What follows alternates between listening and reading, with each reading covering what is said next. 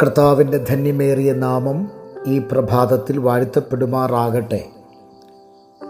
പ്രാർത്ഥനയോടെ പ്രഭാത ചിന്തയ്ക്കായി കാത്തിരിക്കുന്ന എൻ്റെ എല്ലാ മാന്യമിത്രങ്ങൾക്കും യേശുക്രിസ്തുവിൻ്റെ നാമത്തിലുള്ള പ്രഭാത വന്ദനത്തെ അറിയിക്കുകയാണ്. ഇന്നത്തെ പ്രഭാതത്തിൽ ഒരുമിച്ച് വീണ്ടും കർത്തൃപാദപീഠത്തിൽ അണയുവാൻ സർവകൃപാലുവായ ദൈവത്താൽ ഒരുക്കപ്പെട്ട ഈ അസുലഭ സന്ദർഭത്തെ ഓർത്ത് ദൈവത്തെ സ്തുതിക്കുകയാണ്. ഓരോ ദിവസവും നാം കേൾക്കുന്നത് ഞെട്ടിക്കുന്ന വാർത്തകളാണ്.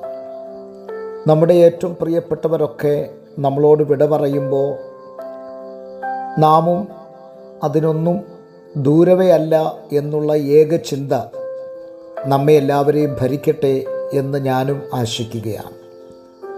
എത്ര കാലം നാം ഈ ഭൂമിയിലുണ്ട് എന്ന് നമുക്കറിയില്ല. പക്ഷേ ഉള്ള കാലത്തോളം കർത്താവിൻ്റെ നാമത്തെ ഉയർത്തി കർത്താവിൻ്റെ പാദസേവ ചെയ്യുന്നവരായി തീരുവാൻ പരിശുദ്ധാത്മാവ് നമ്മെ ഏവരെയും സഹായിക്കുമാറാകട്ടെ. നമ്മുടെ ഇന്നത്തെ പ്രഭാതത്തിൻ്റെ ഒരു പ്രത്യേകത കഴിഞ്ഞ ദിവസം നമ്മൾ ചിന്തിച്ച ഭാഗത്തിൻ്റെ പ്രധാനപ്പെട്ട ഭാഗത്തിലേക്ക് പ്രവേശിക്കുകയാണ്. നമുക്കറിയാം, പുതിയ നിയമസഭയുടെ ശുശ്രൂഷകരായി ദൈവം നമ്മെ തിരഞ്ഞെടുത്തിരിക്കുന്നത് ഇന്നലത്തെ പ്രഭാതത്തിൽ ഞാൻ പറഞ്ഞത് പ്രഥമമായ അതിപ്രധാനപ്പെട്ട ശുശ്രൂഷ എന്ന് പറയുന്നത് സുവിശേഷം പ്രസംഗിക്കുക എന്നുള്ളതാണ്. അതുകൊണ്ട് തന്നെ സുവിശേഷത്തെക്കുറിച്ച് ചില ചിന്തകൾ നിങ്ങളുമായി ഒരുമിച്ച് പങ്കിടുവാൻ ആഗ്രഹിക്കുകയാണ്. നമുക്കറിയാം, വിശുദ്ധ വേദപുസ്തകത്തിൽ പഴയ നിയമ കാലഘട്ടത്തിന് ശേഷം ഏകദേശം ഒരു 400 വർഷക്കാലം സൈലൻറ്റ് പീരീഡായിരുന്നു എന്ന് നാം പഠിക്കുന്നു. നിശബ്ദതയുടെ കാലഘട്ടം, പ്രവാചക ശബ്ദം ഇല്ലാത്ത, ദൈവത്തിൻ്റെ വചനത്തിൻ്റെ ശബ്ദങ്ങൾ കേൾക്കുവാനില്ലാത്ത ഒരു കാലഘട്ടം, ഇരുളടഞ്ഞ കാലഘട്ടമായിരുന്നു. മലാക്കിയുടെ പ്രവചനം മുതൽ മത്തായി സുവിശേഷം വരെയുള്ള ആ 400 വർഷത്തിൻ്റെ കാലഘട്ടം. എന്നാൽ ആ കാലഘട്ടത്തെ മാറ്റിമറിച്ചുകൊണ്ട് മരുഭൂമിയിൽ വിളിച്ചു പറയുന്നവൻ്റെ വാക്കാവിത് എന്ന് പറഞ്ഞ് യോഹന്നാൻ സ്നാപകൻ എഴുന്നേൽക്കുകയാണ്. ഒരു കാര്യം ഈ പ്രഭാതത്തിൽ ഞാൻ പറയാം. ദൈവിക ശബ്ദത്തെ, പ്രവചന ശബ്ദത്തെ അടച്ചു കളയുവാൻ പിശാച് എത്രമാത്രം തന്ത്രങ്ങൾ ഉയർത്തിയാലും ഒരല്പകാലത്തേക്ക് ഒരുപക്ഷെ അതൊരു സൈലൻ്റായി നിശബ്ദതയുടെ കാലഘട്ടമായി മാറിയേക്കാം. പക്ഷേ ആ കാലഘട്ടത്തെയും അതിജീവിച്ചുകൊണ്ട് അതിശക്തിയോടെ പ്രവചന ശബ്ദവുമായി ദൈവം ജനത്തെ എഴുന്നേൽപ്പിക്കും എന്നുള്ളതിൻ്റെ ഏക ഉദാഹരണമാണ് യോഹന്നാൻ സ്നാപകൻ. വളരെ ആത്മശക്തിയോടെ, ആത്മനിറവോടെ യഹൂദ ജനത്തിൻ്റെ നടുവിലേക്ക് ഇറങ്ങി വന്നിട്ട് സർപ്പസന്തതികളെ എന്ന് വിളിക്കുവാനുള്ള ആർജവം കാണിച്ച ശക്തനായ പ്രവാചക വര്യനാണ് യോഹന്നാൻ സ്നാപകൻ എന്ന് പറയുന്നത്. അങ്ങനെയാണെങ്കിൽ ദൈവജനത്തെ, ദൈവത്തിൻ്റെ ശുശ്രൂഷയെ, ദൈവത്തിൻ്റെ സഭയെ തകർക്കാൻ ഇവിടെ ആർക്കും സാധ്യമല്ല. പറഞ്ഞു വരട്ടെ, അപ്പം ദൈവത്തിൻ്റെ സുവിശേഷത്തെ അടക്കി വെക്കുവാൻ ആർക്കും സാധ്യമല്ലവയല്ല. ഇനി നാം മനസ്സിലാക്കേണ്ട ഒരു കാര്യം, പുതിയ നിയമം ആരംഭിക്കുന്നത് 4 സുവിശേഷ പുസ്തകങ്ങളോട് കൂടെയാണ്. മത്തായി, മർക്കോസ്, ലൂക്കോസ്, യോഹന്നാൻ. ഈ 4 സുവിശേഷ പുസ്തകങ്ങൾ യേശുക്രിസ്തുവിൻ്റെ വ്യത്യസ്തമായ മുഖങ്ങളെ, ചതുർമുഖങ്ങളെ പ്രതിപാദിക്കുകയാണ്.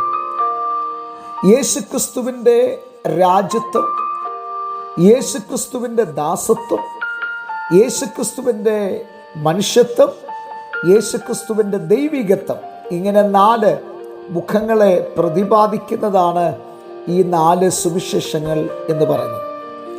ഈ 4 പുസ്തകങ്ങളിലായി യേശുക്രിസ്തുവിനെ 4 നിലകളിൽ ചിത്രീകരിക്കുമ്പോൾ ഒരു സുവിശേഷത്തിൻ്റെ അകത്ത്, നാം പറയുന്ന സുവിശേഷത്തിൻ്റെ അകത്ത് ഈ 4 പ്രധാനപ്പെട്ട കാര്യങ്ങൾ അടങ്ങിയിരിക്കണം എന്നുള്ളത് കർക്കശമാണ്. ഈ 4 പ്രധാനപ്പെട്ട കാര്യങ്ങളില്ലാത്ത സുവിശേഷം അപൂർണതയാണ്.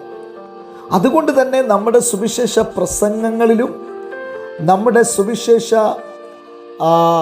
കൂട്ടായ്മകളിലും പരസ്യയോഗങ്ങളിലുമൊക്കെ ഈ പ്രധാനപ്പെട്ട കാര്യങ്ങളെ അവതരിപ്പിക്കണം എന്നുള്ളത് നാം മറന്നു പോകരുത്. അപ്പോൾ നാം അറിഞ്ഞിരിക്കേണ്ട പ്രധാനപ്പെട്ട കാര്യം സുവിശേഷം എന്താണ് എന്നുള്ളതാണ്. ആ സുവിശേഷം എന്താണ് എന്ന് ചോദിച്ചാൽ, ഞാൻ മുൻപേ പറഞ്ഞതുപോലെ ക്രിസ്തുവിൻ്റെ ദൈവികത്വത്തെയും ക്രിസ്തുവിൻ്റെ രാജ്യത്വത്തെയും ക്രിസ്തുവിൻ്റെ ദാസത്വത്തെയും ക്രിസ്തുവിൻ്റെ മനുഷ്യത്വത്തെയും വെളിപ്പെടുത്തുന്ന പ്രധാനപ്പെട്ട ഘടകങ്ങൾ. അതിൽ ഇന്നത്തെ പ്രഭാതത്തിൽ ഒരു പോയിന്റ് പറഞ്ഞ് അവസാനിപ്പിക്കുകയാണ്. എന്താണ് സുവിശേഷം? What is gospel? അപ്പം സുവിശേഷത്തെ നമുക്ക് പല നിലകളിൽ ചിത്രീകരിച്ച് പഠിക്കുവാൻ കഴിയും. അപ്പം ഇന്നത്തെ പ്രഭാതത്തിൽ നാം ചിന്തിക്കുന്നത് ദൈവത്തിൻ്റെ സുവിശേഷം എന്ന ഭാഗമാണ്. മർക്കോസ് 1:14 ആ ഭാഗം നാം വായിക്കുന്നുണ്ട്, ദൈവത്തിൻ്റെ സുവിശേഷത്തെക്കുറിച്ച്. എന്താണ് നാം അവിടെ വായിക്കുന്നത്? യോഹന്നാൻ തടവിലായപ്പോൾ അവിടെ 14 വാക്യത്തിൽ ദൈവരാജ്യത്തിൻ്റെ സുവിശേഷം പ്രസംഗിച്ചു എന്നാണ്. ഈ ഭാഗം ഇപ്പോൾ ഞാനിവിടെ അവസാനിപ്പിക്കുകയാണ്. ഇതിൻ്റെ എക്സ്പ്ലനേഷൻ, ഇതിൻ്റെ വിശദീകരണം നാളത്തെ പ്രഭാതത്തിൽ നമുക്ക് കേൾക്കാം.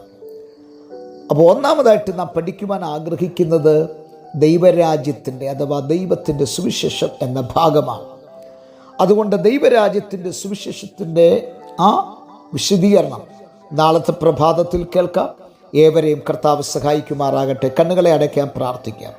നല്ല ദൈവമേ, സ്വർഗസ്ഥ പിതാവേ, അങ്ങയുടെ ജനത്തെ അനുഗ്രഹിച്ച് പ്രാർത്ഥിക്കുന്നു. വലിയ അനുഗ്രഹമാക്കി തീർക്കണം. യേശു ക്രിസ്തുവിൻ നാമത്തിൽ തന്നെ ആമേൻ. എല്ലാവർക്കും നല്ലൊരു പ്രഭാതം നേരുന്നു. ക്രിസ്തുവിൽ നിങ്ങളുടെ പ്രിയ സഹോദരൻ പാസ്റ്റർ ജോസ് സാമുവേൽ.